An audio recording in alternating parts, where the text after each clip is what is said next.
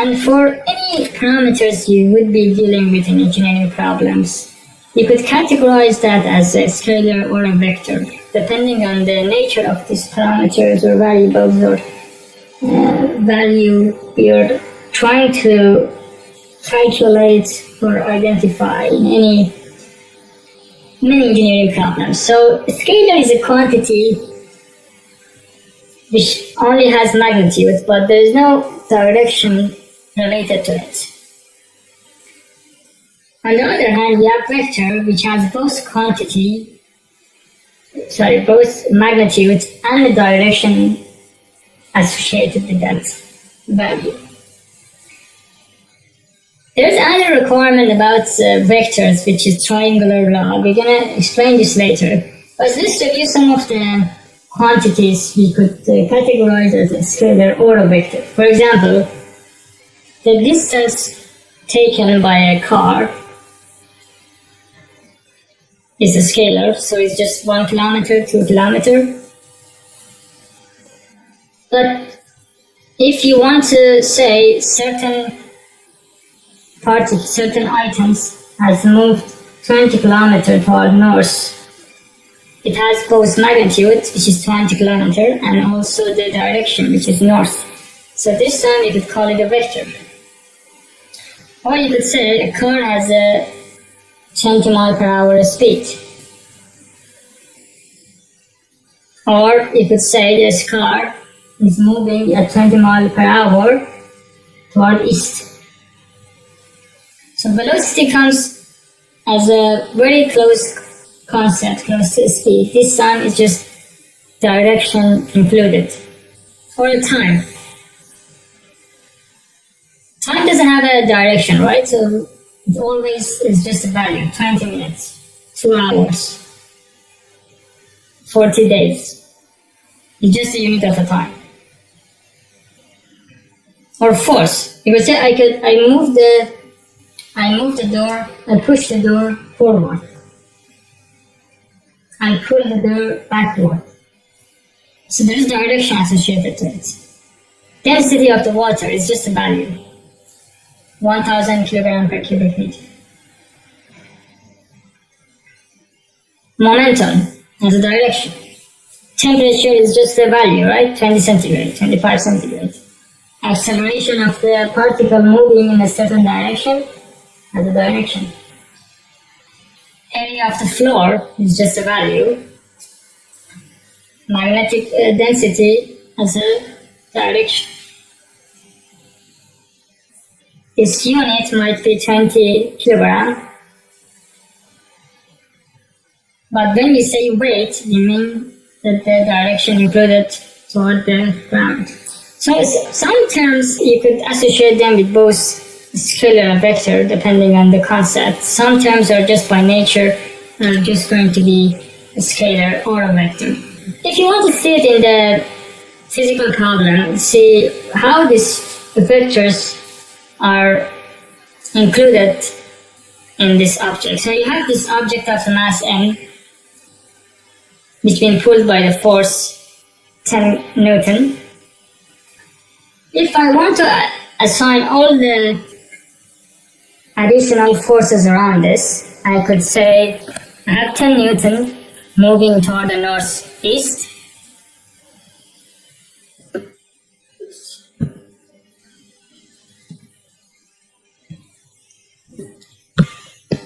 I have the surface tension moving up. I have the weight of this mass going downward.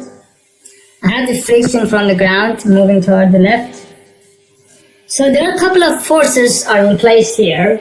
And if I draw them together at one point, I could come up with this force pointed on this exact point. And I could find out that the sum of these forces, they are equal to each other or they are zero.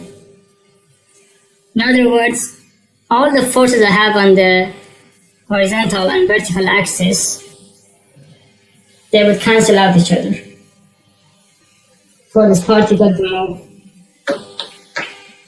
So that's one way to look at it. Then you have vectors, and you could try to look at it this way. If you want to see the notation used for vectors, here's a good example.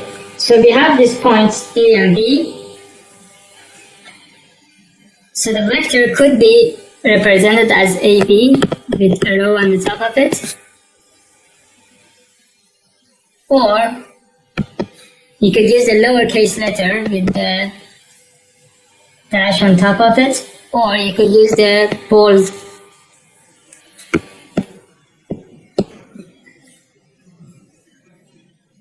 letter for the indication of the vectors. So if I just imply a value has a vector, for example, velocity, I could say has a vector, or the force, if I put the arrow on top of it, that means it's a vector. Or for the mass, I'm just going to use the letter M, no vector, no arrow on top. For the time, I'm just going to, or temperature, I just use T. So it's not like compulsory that you have to put arrow in any variable which is a vector, but it's a good practice that to just make this clear that velocity or force are vectors.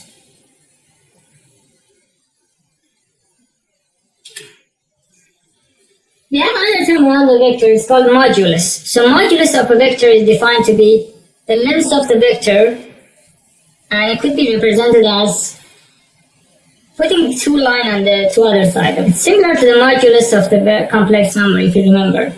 That was squaring the both components and adding them into a square root.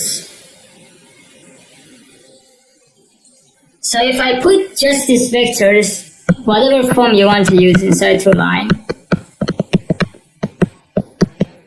that would give me the length of it.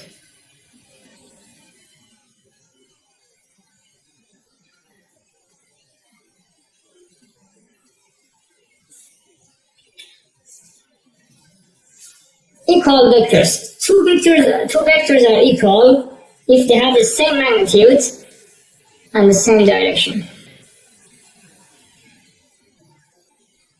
Unlike the scalars, when two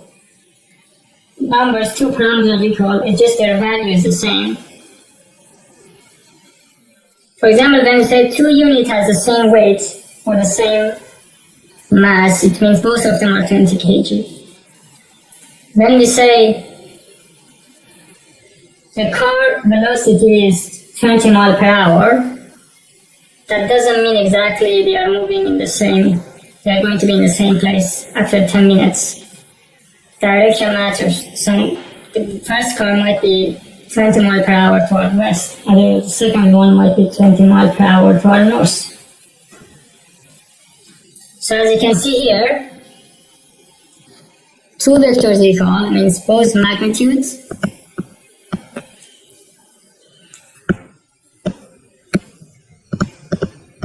and the direction, both of them are the same.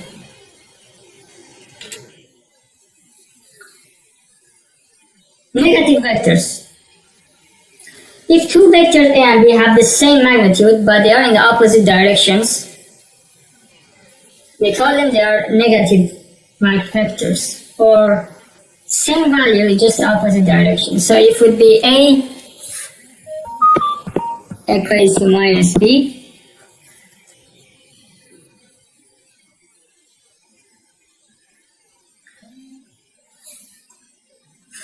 or if I want to use the letter start as an endpoint, this is another way of presenting a vector by using a start and end point as a letters. So if I have a start point and then end point, I could use that as a way to represent vector, right? So it would be AB equals minus BA. So this one indicates that the vector starts from B ends at A. This one indicates it starts from A and at B. So they are opposite each other.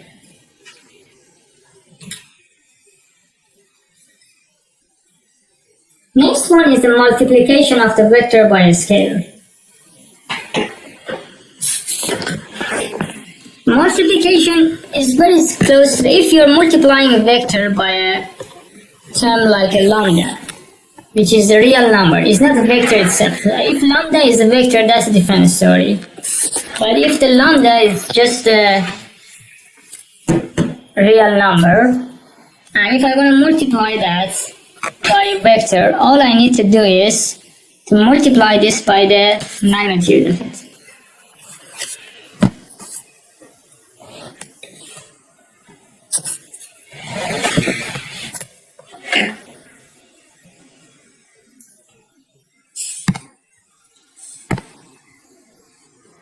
So it would be lambda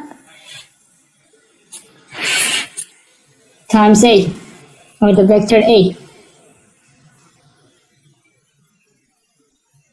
If the lambda is a positive number, graphically that vector would be just twice or 3 times, depending on the value of the lambda, in the same direction. So if this is a, the lambda of 2a would be just twice of it.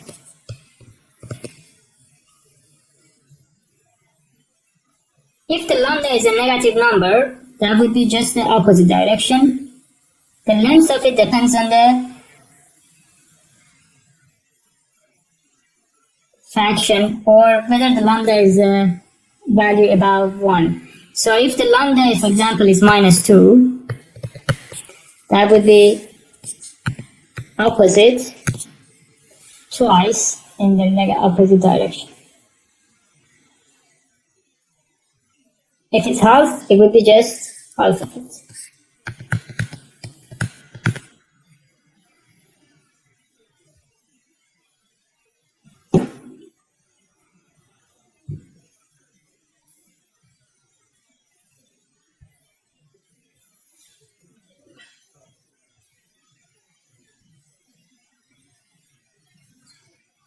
We have this triangle law. I mentioned this earlier that any vectors should meet this requirement in order to be officially a vector.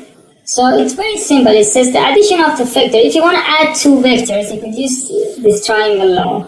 It says if the sides AB and BC of the triangle represent ABC,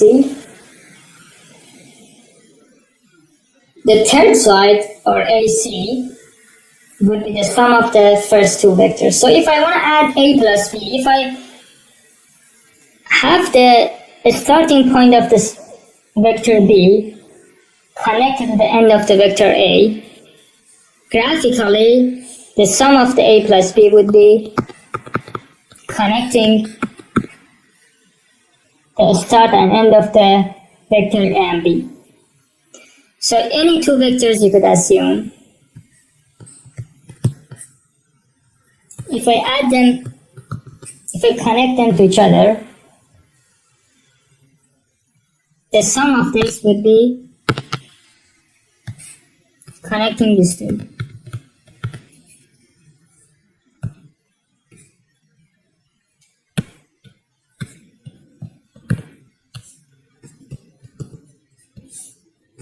It's called triangle law for vectors.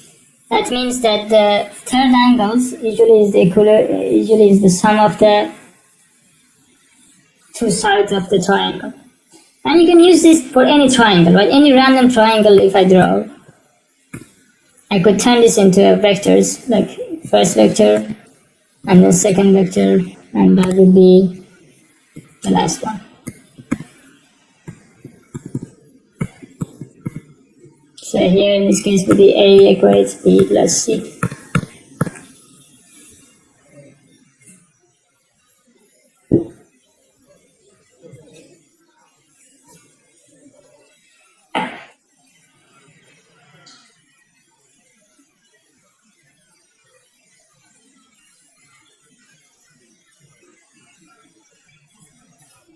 If you use the same concept here, we could replace any vector by 2 perpendicular vectors in the direction of the x and y.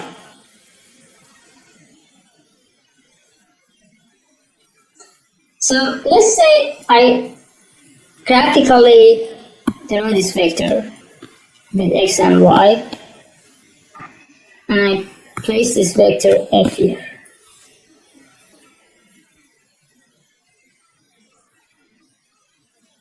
I could try to find the x and the y, the direction of this force by just finding this value here. So if I just use this definition of the sine and cosine here, cosine theta is adjacent over hypotenuse.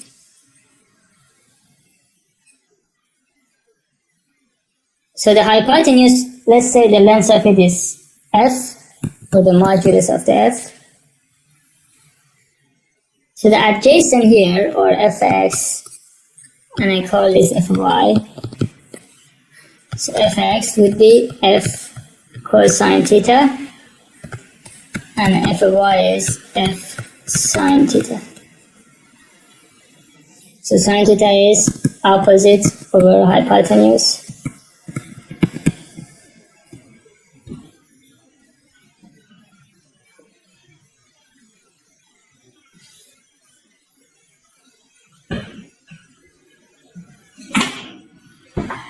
So this way I could represent this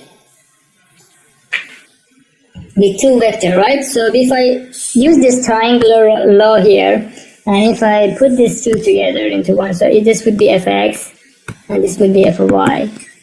So using this triangular law, I could write f equates fx plus fy. So I could represent this into two vectors, right? And if I divide this vector by this modulus,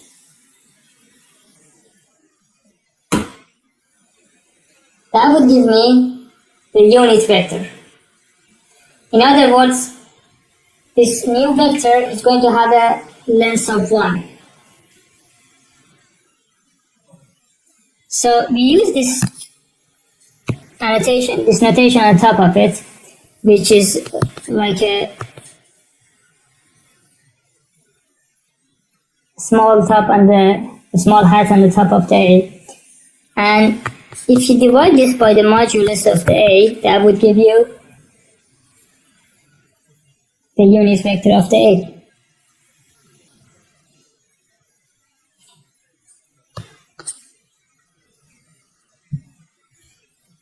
You could do the same for the unit vector of the I and j.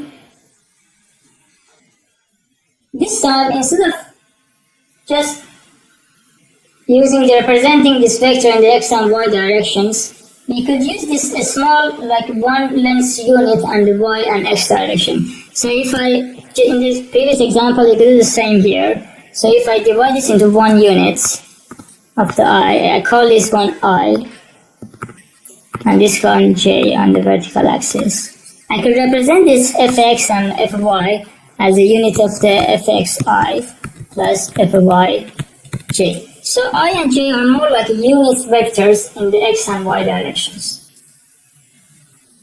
So for any vectors, the Cartesian format of that would be finding his parameters in the x and y direction, and adding the y in front of it. So it would be p equals ai plus bj.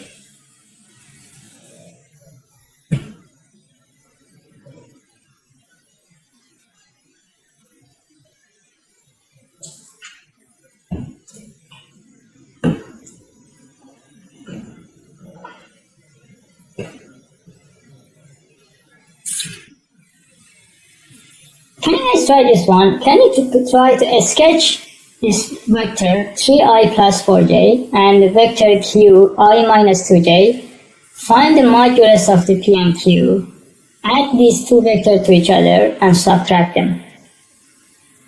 Can you guys try this one? I'm going to give you guys 3 minutes.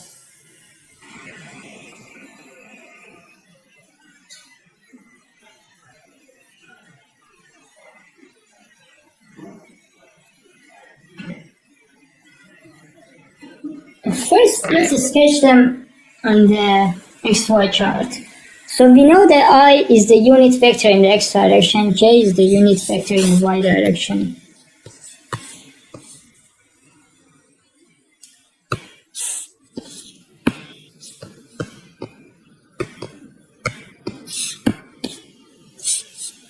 So I have 1, 2, 3, 4, 2, 3. So on the x, it would be 3i plus 4j, so it would be somewhere here. So this would be p, and the q is 1 unit on the I and 2 on the negative. So this would be q.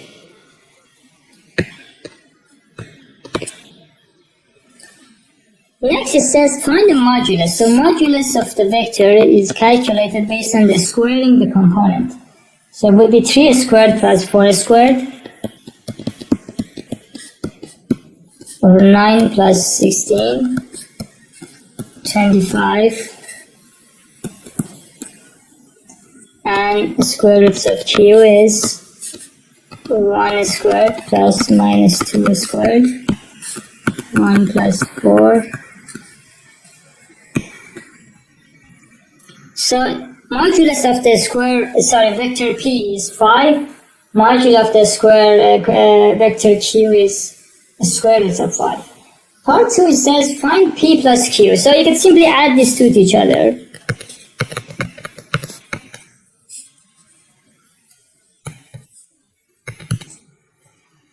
So p is 3i plus 4g.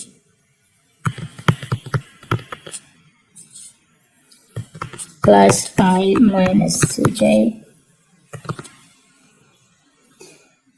Now I'm gonna add I to I, j to j. So I to I, j to j. 3i plus I is 4i. 4j minus 2j is 2j. Next I'm going to subtract them.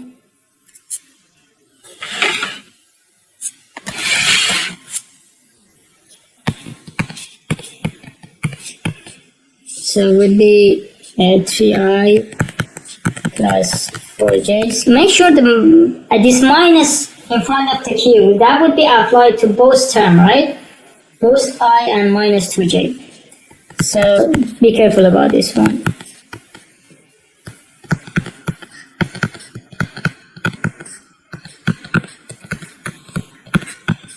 Now I to I, j to j.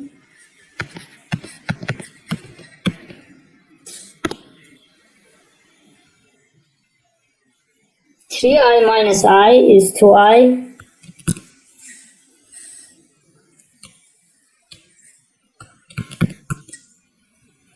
Four j plus 2j is 6j. So you see how it is done, right? So we have modulus of p, modulus of q, and then we added them. So the way we add and subtract these vectors, then we have them in the Cartesian form. This is called Cartesian form as well. When you express the vector into I and j units. And the way I added them, I added the I or the x component to each other, y component to each other, and then I did it for the both addition and subtraction.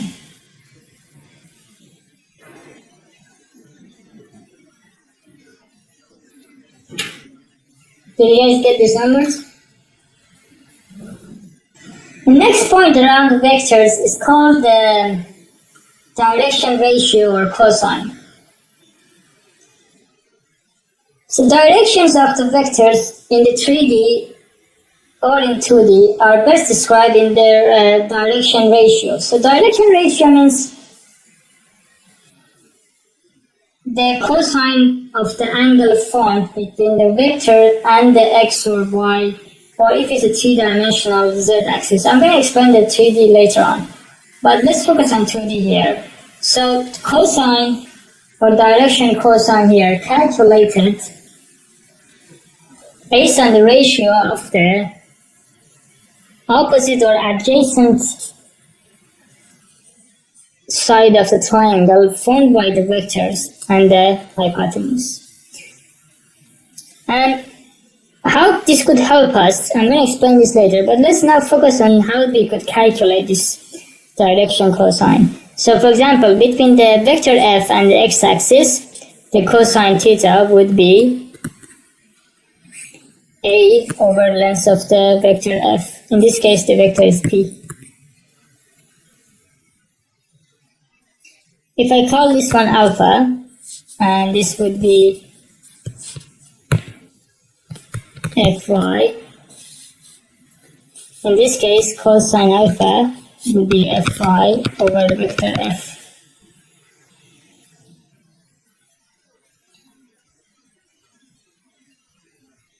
We call this direct ratio as well. And if we have another, if it's a 3D means like we have a third axis outside of the paper. So we have x-axis and the horizontal, y vertical, right? Imagine another axis coming out of your screen toward yourself. We could call that axis K. Sorry, we could call that axis Z, and we call the unit vector of that K. So the unit vector of this in the Z axis, we call it K. So this one is called I, this one is called J, and the vector coming out of the screen, we call it K. So in other words, direct ratio would be the ratio of the x, y, and z component, x, y, z, and direction cosine would be just dividing these units by the modulus of the vector. In other words, that would be the cosine. So if I call this one alpha, I could take one more here. So I could call this one, the angle formed between this one and this axis here, I could call this gamma. So in this case, it would be cosine alpha or cosine beta and gamma. Let's see it in an example for it to make sense. We have two vectors here, r and s.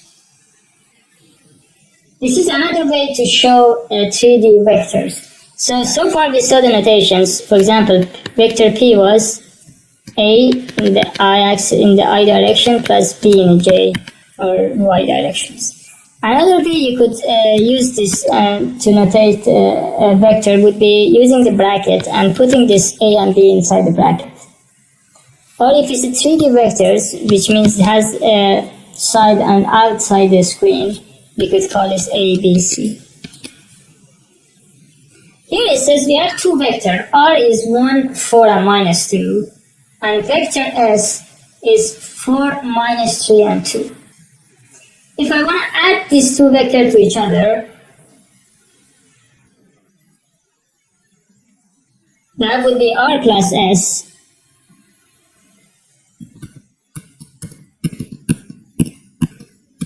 is 1, 4, minus 2 plus 4, minus 3, 2. So now I'm going to add x by x, y by y, and z by z. So 1 plus 4 is 5, 4 minus 3 is 1, minus 2 plus 2 is 0. If you want to subtract them,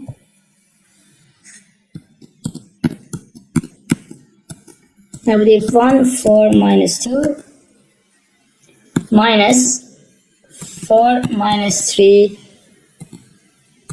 2. That would be 1 minus 4 is minus 3.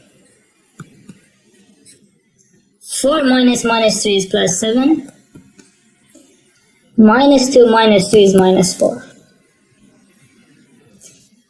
Seems easier to add them, right? It's just arranging, it makes it easier for the operation, for the addition, subtraction. You just add the same row of this bracket to each other. Next it says, can you find the modulus of the R and S vector? So modulus is the same formula, S square all the component and then S squared with the addition of them. So for example, for R it would be square roots of 1 squared plus 4 squared plus minus 2 squared. So if you do this one for the R, you get 21. If you do this for S, you get end up with 4 squared plus minus 3 squared plus 2 squared.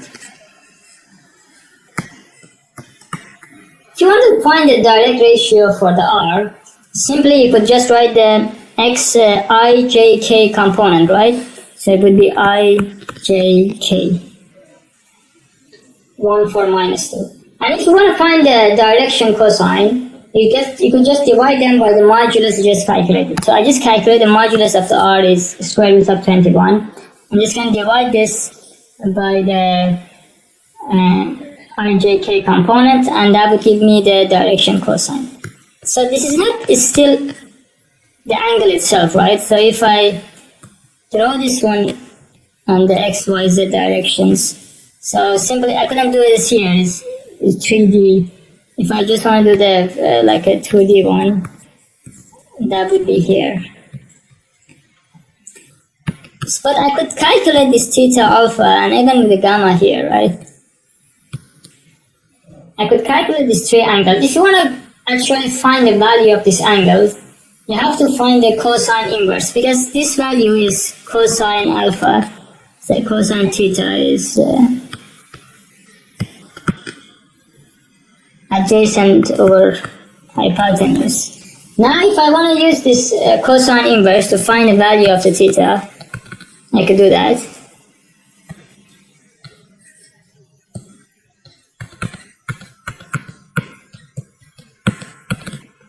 So let me do this one. So let me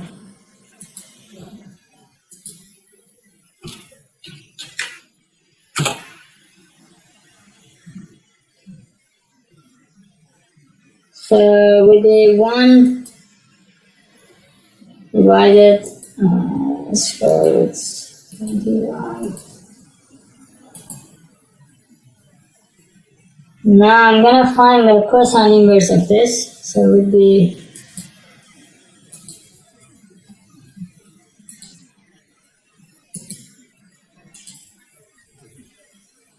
oops, I forgot some. It should be bigger.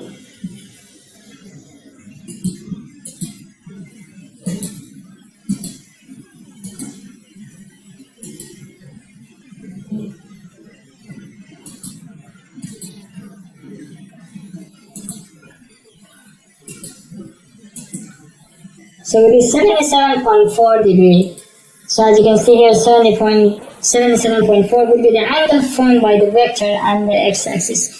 I could do the same for the y and z. So for the y it would be 4 over square root 21.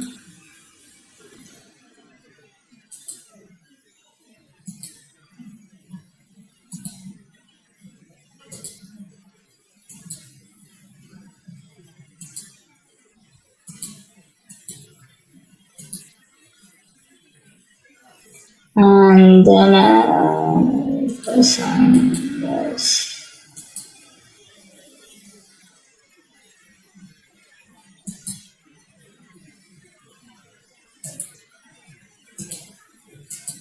So it's 29.2. So you get the same for the z-axis as well. You get 115. So that would be the full calculation for any vectors. First thing, you could find the modulus, then divide the length of each of these x and y z component by the modulus, and then find the cosine inverse.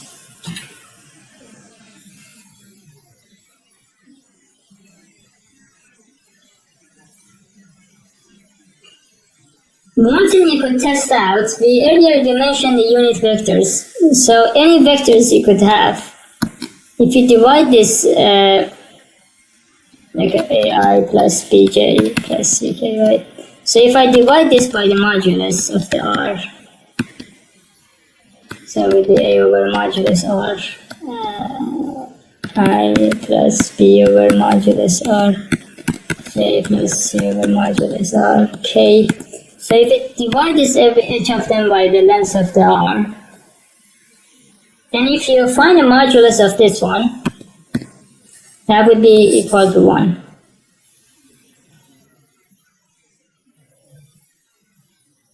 You could test it out for this vector here, vector r.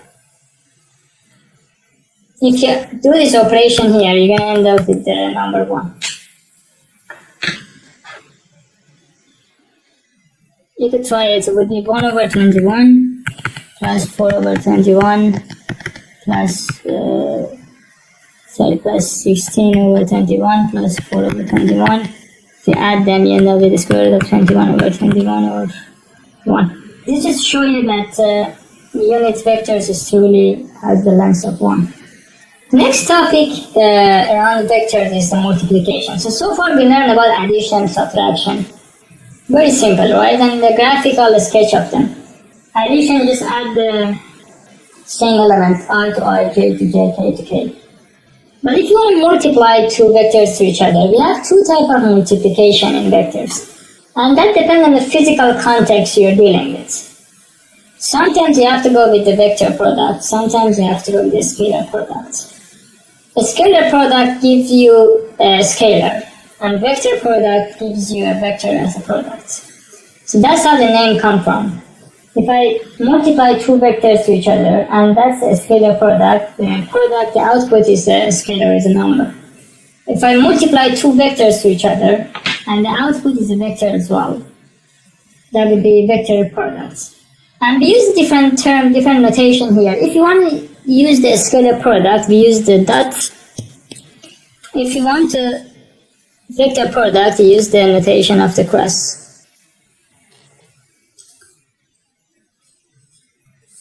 A scalar product or dot product would be modulus of the vector A times modulus of vector B times the theta or the angle between these two.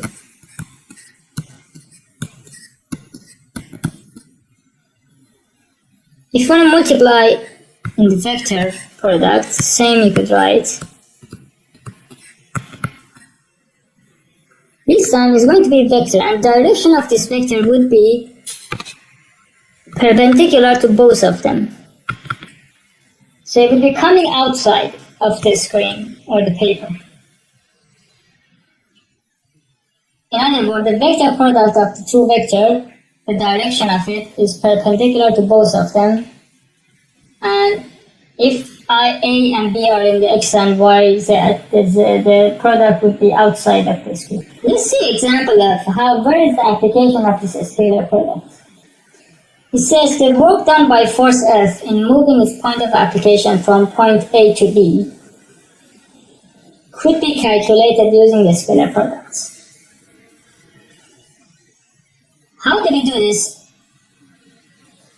If I want to just find this value here, I'm just interested in the physical context. I don't care about scalar product here. So if I want to find out how much work is done by the force F, we know that the work is, the physical definition of the work is force times the distance. If someone tells you how much work have you been done by moving it to 20 kg box for 1 kilometer, you multiply this amount of the force you put into times the distance 1 kilometer, that would give you an amount of the work you have done.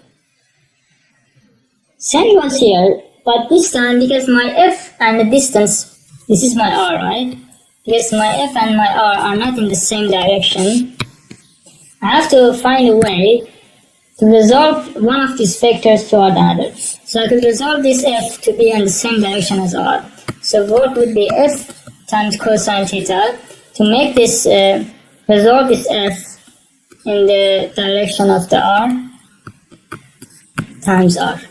So it would be F cosine theta times R. In other words, if you find the dot product of the force and the R or distance, that will give you the work done.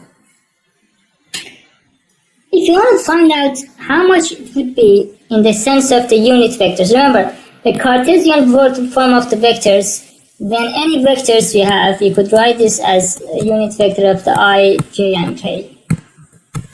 That could help you a lot to do this kind of dot product or the scalar product. For example here, if I want to multiply vector I to itself, that would be length of the vector I times length of the vector I times the cosine of the angle between these two. So I and I, there's no angle between I and itself, right? It's 0. So with the length of the vector I is 1, 1 times cosine 0, which is 1, would be 1. If you're going to do the same for the I and j, I dot j, that would be 1 times 1. The angle between these two is 90. Cosine 90 is 0. That could give you some ideas about how to dot product when you're dealing with the actual vectors. Here's a good example of it. Before we move on to the example, it says some of the basic rules to follow. That dot product, you could swap the locations. A dot B equals B dot A. If you have a bracket, you could apply this dot product to both of the terms inside the bracket. So A dot bracket B plus C equates A dot B plus A dot C. Or if you have K, which is a scalar, like a 2 or 5 or minus 3, you could take this scalar inside the bracket. If you are dealing with two vectors, like A1i plus A2j plus A2k, and if you multiply these two, let's do this one, see what we get. So let's say if I want to multiply these two. So what I'm going to do is, I'm going to multiply each term in the first bracket to term in the second bracket. So first one would be A1, B1, I dot I. So we learned from the previous exercise that I dot j is 0, or I could say j dot I is 0, j dot k is 0, because if the angle is 90, cosine 90 is 0. So I could use this term and get rid of the unnecessary one.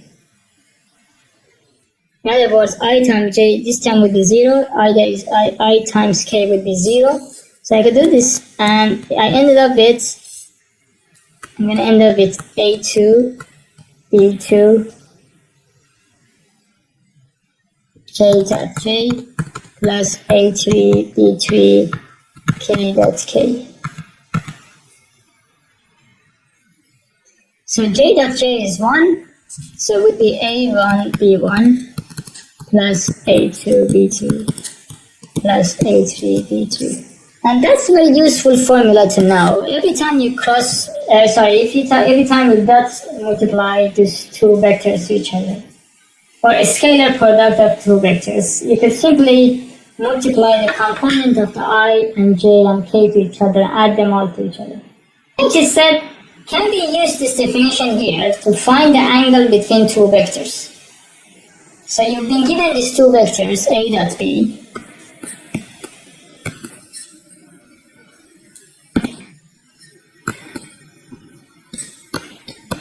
with the theta in it. So a scalar product, we just proved that is A1, B1, A2, B2, A3, B3. And the angle between these two could be calculated using this formula here. So if I equate these two to each other,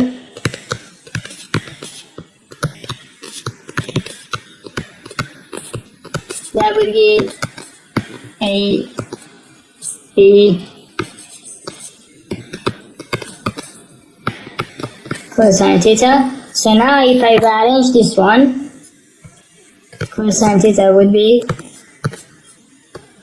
A1 B1 plus A2 B2 plus A3 B3 over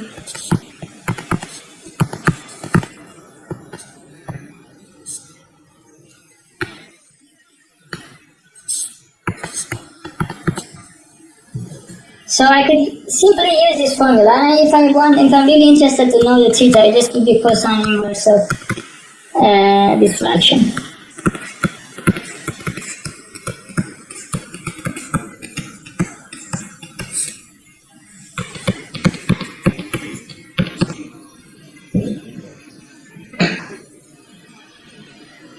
So that would be very useful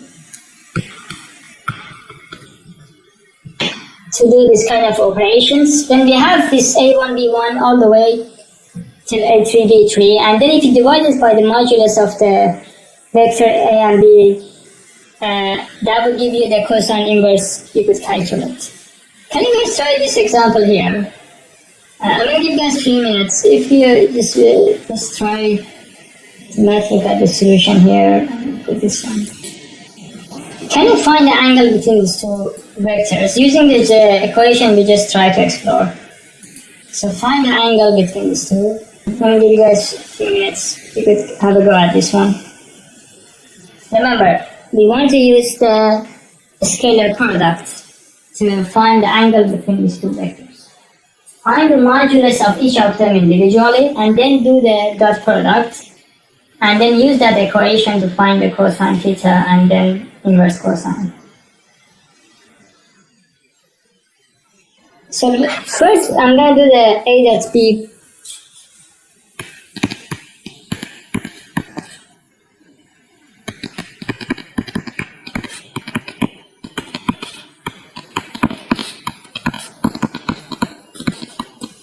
So every time you're doing this kind of products, you just only need to do the I to I, j to j, k to k. So the rest would be 0 automatically. So it would be 2 times 3 plus 1 times minus 1 plus 1 times 2. So it would be 6 minus 1 plus 2, which is 7.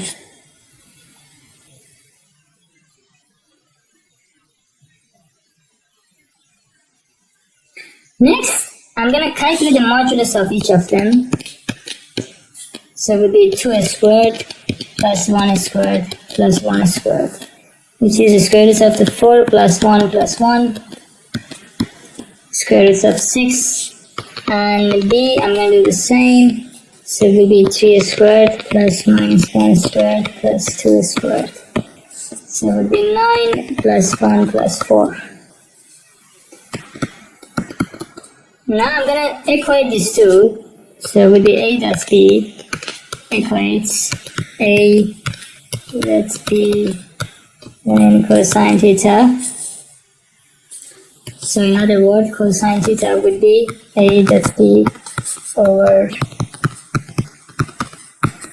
so with the 7 over square root 6 times square root 14. Or theta would be cosine inverse of the 7 over the square root 6 square root 14. So let me see what I get here.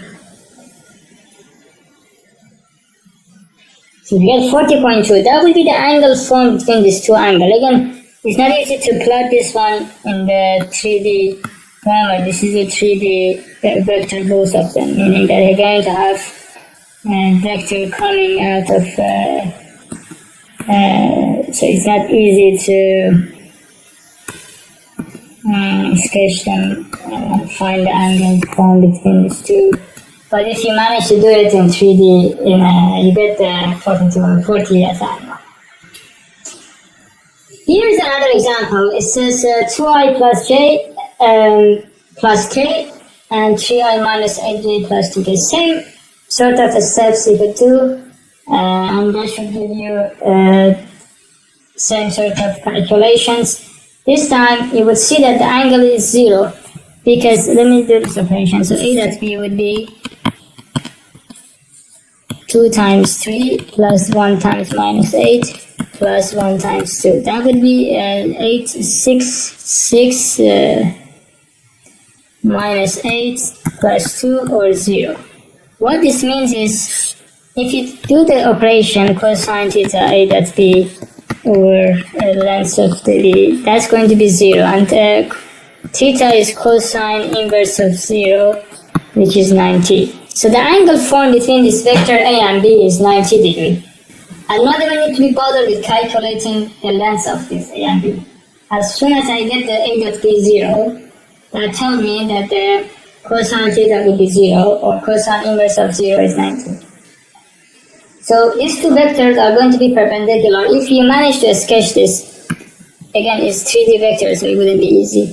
But if you do that, you're going to end up with this kind of graphical presentation of it. Another useful fact to know is if you multiply any vectors to the unit vector of the I, j, k, that would give you the value of that component. You want to give it a try. If I multiply this by I,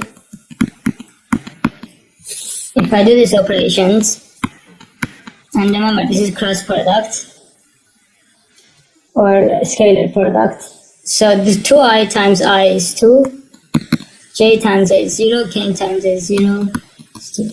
So in other words, 8 at I is 2. Or 8 at I is just the number in front of the I. You could do the same for the j and k. So 8 at j would be 1. 8 at k here would be 1 as well. So the number in front of the j and k would appear again in these two cases. Let's now move on to the second product. So far we had dot product or a scalar product, where the output was a scalar or the number. The second type of the multiplication you could see in vectors is called cross or vector product. This time, the output is a vector. Example of this, the moment of the force acting at point R and moving the angle theta to R about the point A. So let's say my force is being acted at this point and is moving clockwise. It's creating a momentum. And you want to calculate the momentum created by this force. So that would be R, vector R, times vector F. So R times F would be the vector product. I could convert this and write this as a vector product because the output is a vector itself, momentum. Momentum has a direction, right? In this case, it's anti-clockwise, or the actual direction would be upward, outside from the window. So it would be outside of the screen. That would be the actual direction of my momentum. Just to show you guys the right-hand rule in vector product. If you move the direction of your hand in front of the first vector, and then when you're closing your finger, if the direction of closing your finger moves toward the second vector, your thumb would be the direction of the product of the vectors. And this is a very useful rule to know, this rule of thumb. So R would be the first vector, F would be the second vector, and M would be your thumb direction. Let me see, because you couldn't see me guys here. Let me see if I could show you guys some.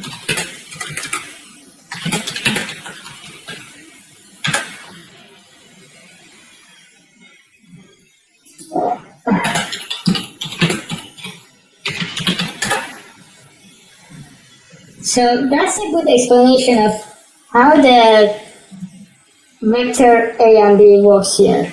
So if you want to multiply these two vectors, cross multiply or vector multiply, your first or the point finger could be the first vector, and as you close your hands, you will see the direction that the second vector B moves would be toward that. Then your thumb would be the product of this vector multiplication or cross multiplication. And it's very useful tool in the sense for this kind of calculations. So you could easily tell what's the direction of the A, B, and finally the cross product. So let me come back here. So in this case, if I want to find the momentum of the force F, so it would be R times F. And since the F is not exactly in the direction of the momentum, I could multiply this and find the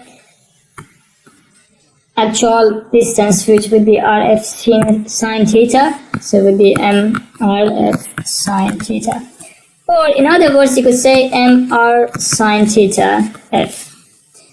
And we all know that the R sine theta is the perpendicular distance or the vertex toward the force F. So in other words, if I extend this one and find the perpendicular distance between the point O and the vector F, that would be D. So if this is theta, I could easily calculate sine theta equates D over R, or D is R sine theta.